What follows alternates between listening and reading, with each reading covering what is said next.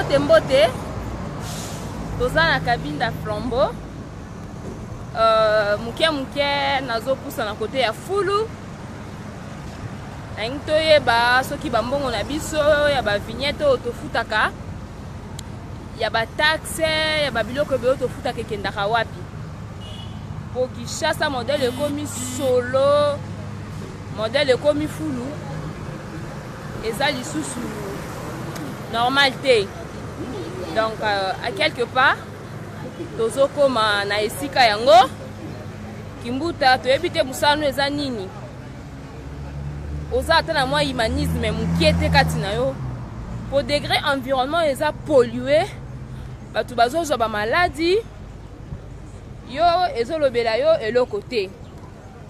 Donc il faut que ba makambo o esila quand le cardinal vous appelle de médiocre bozomona yango mabe mais degré bosoto eza na Kinshasa on dirait lika mususu batu bazo respirer basalite wana eza susu normal te.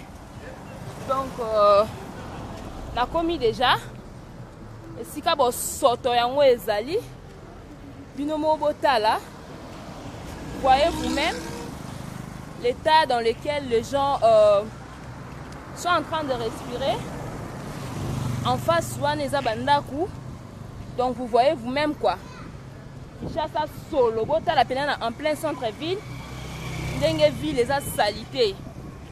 Hein, regardez vous-même. Bota là, en face, Wana, il y a des habitations. Donc Kimbuta Moussa notre ozoe bangote. Si tu peux démissionner. Binomo bota la penza. Juste derrière, il y a des maisons. Oh, bah tu vas fan Dakar. Donc observez vous-même. Donc bon, on a Moussa Nango Zarani. Boé penza. Kimbuta faut respecter le peuple congolais. Il reçoit quand même des milliers de millions de dollars pour assainir la vie de Kinshasa. Mais c'est ce qu'il ne va pas faire. Binomo bota là. Botala binomoro dans cabine de flambeau botala. Comment est-ce que Kinshasa est à salité? Donc ce n'est pas son problème. Bon on a une famille et non assainir la ville quoi. Regardez vous-même. Regardez vous-même. Et ça selfie. Bino bon mon anaté. Donc voyez. Voyez vous-même. Donc musala na enini kimbuta mbongo leta wana osala na ngonini boye penza boye penza batu bazo respirer botala bino moko. Les gens doivent respirer ça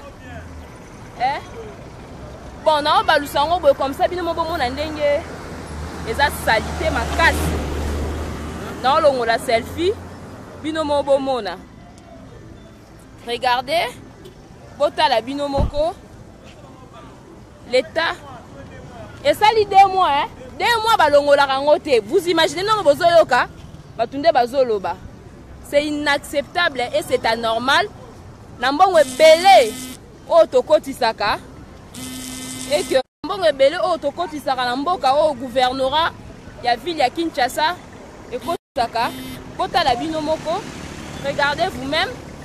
Donc, Kimbuta, ceux qui cardinal Abengio médiocre, ne t'étonne pas. Ça c'est vraiment de la médiocrité. Vous percevrez beaucoup d'argent au lieu de faire en sorte que le peuple vive dans un environnement trop sain. Mais tout ce que tu trouves mieux, les andeboyés, aux ça les lorotés, bon on les a la famille na yo, bon on les a la proche na yo. Congolais ba bela na bango. Mais toi tu es bien. Tu ne vis jamais dans de telles conditions. Mais c'est le peuple qui souffre. Kimbuta yo morozo mona tala niveau ya médiocrité. Oyo bozanango bino gouvernement bombata batunde bazoleka bakanga bazolo po solo eleki. Solo eleki penza. Ozomona solo eleki penza to na cabine de flambeau po mona bino moko. Fulu eza awa banda kuna sima bato wana bazo respirer solo choléra pe yango wana ezoya hein boye pena batu babela choléra te kimbuta boye penza hein quand le cardinal vous appelle médiocre aux hommes nango mabe ça c'est de la médiocrité. Comment les gens peuvent vivre, peuvent respirer? Batu musu bazoteka wana bazoteka pe babiloko rolia hein. Il faut que ça cesse. Il faut que ça cesse, il faut que ce genre de comportement cesse. Hein? Kitoko ten kimbuta. Hein? Donc bon on est la famille na yo qui chasse au botama nango. Hein? Donc gouvernorat on est un patrimoine privé na yo. Comment les gens peuvent vivre comme ça? Et tu trouves ça normal? Hein? Taba msu bazoya ko boaka pusu awa. Kitoko ten, vous voyez ba malade zo batu ba bela. Hein? Il faut que ça cesse. Il faut que ça cesse. Ça c'est vraiment de la médiocrité. Boye penza ta kutumtumsu alinga boka pe su fulu awa ezotonda tala bota bino moko etikali muke erokoma tina ngambu kuna prince boye penza ça c'est de la médiocrité boyo kapasi pour niso cardinal abengi bino médiocre pourquoi vous trouvez ça bomo na mabe pour ani boye penza so cardinal abengi bino ba médiocre bo silika kala te fulu ko katisa fulu ane ko katisa nde bozo mona fulu ekoma tina ngambu kuna hein. Pourquoi ba onyoko la biso ba peuple congolais boy? Bozo nyoko la biso be poani. Vous vivez dans de bonnes conditions et le peuple doit souffrir. Hein? Poani motema mabe boy kimbuta. Hein? Kishaso yo comment ya yo? Obota mana kishaso yo. Gouvernorat wana eza ya yo. Hein? Poani boy. Poani boy botala vraiment. Regardez. Botala banda ko batu ndenge za nsima wana. Batu bazoteka biloko olia na ngambu. Etikali mukie fulu wana bota espace etikali pona makadam. Donc quand tu fulu rokati sa tikuna. Hein? C'est vraiment de la médiocrité qui mbuta, c'est de la médiocrité. Aux hommes médiocres, pas boy rokati ka batu pas vivre dans la situation haute. Pour nini mutema mabebo, ba no baza bien ba na ba poto ba na ba mbongo. Jamais ils peuvent vivre dans de telles conditions. Mais le peuple est en train de souffrir. Hein? Binomo bomona, c'est vraiment de la médiocrité. Ba silkate, so cardinal wa benga bango médiocre. Hein? Nasali tour nyonso yango bozo mona. Regardez bota la foulu. Elinga le katina mir na mulai. Hein? Boye penza boye. Toloba te. C'est vraiment de la médiocrité. Hein? Poni motema ma beboy. Oh yo bana baza bien bakoko no baza bien, mais le peuple congolais qui doit en pâtir. Pourquoi? On les a qui mutema mabe, qui mute, les a qui mutema mabe. Dans ça babi foulu ezali 2 mois awa. Ça fait 2 mois que ba longo la foule ôté. Hein? Quand on a ndenge karaté ezokoma tikuna na makadam. Motema mabe. Quand on vous appelle médiocre bo silika. Na ngo kanganga na mboka na ngo kanganga.